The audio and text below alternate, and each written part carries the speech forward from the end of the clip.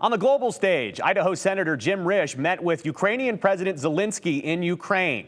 Now, Risch is the ranking member of the Senate Foreign Relations Committee, and Risch was in Ukraine to talk about the ongoing Russian attack on the country that has gone on for weeks and months now.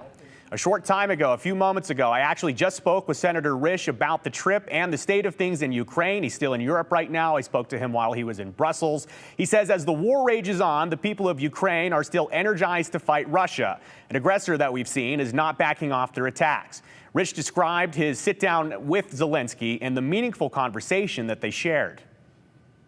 Well, we met for about an hour and a half, and the conversation is pretty much what you'd expect when I meet with heads of state frequently, but obviously this one was geared much more towards the war that they're in the middle of right now, and how it's progressing, the things that have happened so far to get us where we are, the issues obviously going forward, always the prognosis for how does this end, when does it end, and what does the end look like.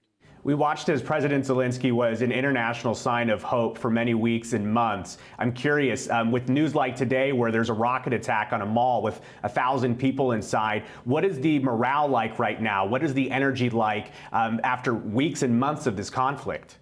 They still got the energy. The morale is good.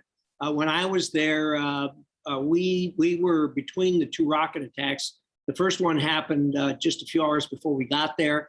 The Russians had launched over a dozen rockets. The Ukrainians got them all except 3. They hit a high-rise building, and there was one fatality and a handful of injuries as a result of that. Then, not long after we left, of course, this next one happened.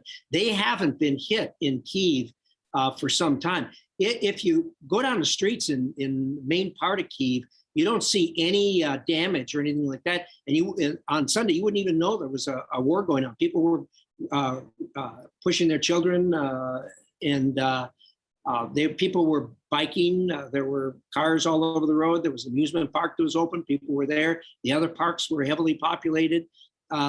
Restaurants were full. The sidewalk cafes were full. You wouldn't even know really that there was war going on. Now we went just north into Irpin where the main fighting was, as they tried to break into Kyiv and didn't get it done. And that town's been about 70% destroyed. That one in Busha that's right next door where you read about all the atrocities that happened.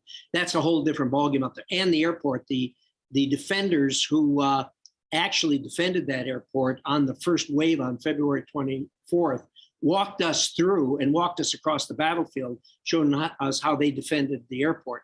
A lot of damage up there, obviously. I've been in war zones before. Something's going on here that is incredibly interesting to me, and that is they're rebuilding. While the war effort is going on, the bridges we took out of town to the north are all rebuilt from the Ukrainians themselves blew them up to stop the Russians from coming in, but they've gone in and rebuilt the bridges. Everywhere you look, there's cleanup going on. They're rebuilding buildings, and that's really neat. You can't come away not be impressed with the initiative of the Ukrainian people, and it's heartbreaking to see what's happened there, what the Russians have done to them.